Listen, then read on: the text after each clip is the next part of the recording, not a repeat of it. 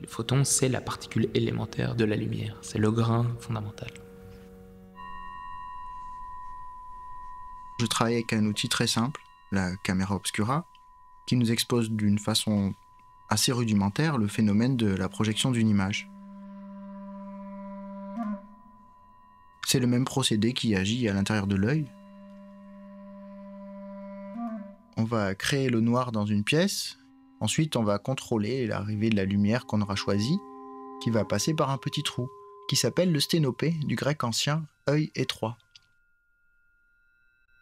Plus le trou est petit, plus l'image sera nette. En revanche, elle sera très peu lumineuse. Donc on doit faire un compromis entre la netteté de l'image et sa luminosité. On adjoint au système une lentille qui va focaliser les rayons lumineux.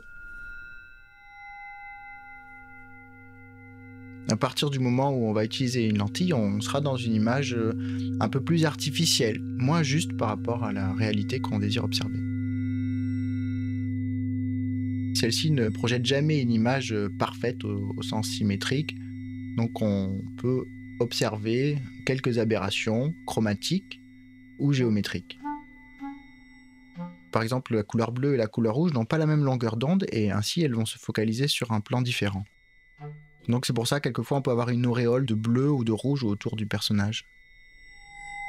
La lumière, elle est trahie mais pas tout à fait.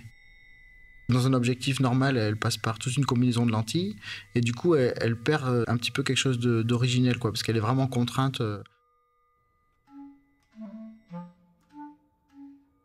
Alors que là, la lumière, c'est comme si elle était un peu vivante et elle est assez vibrante, puis on la laisse assez libre en fait.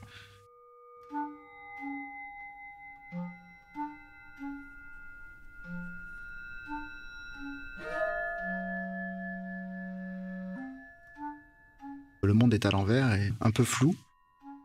Une qualité qu'on n'est pas souvent habitué à observer en photographie,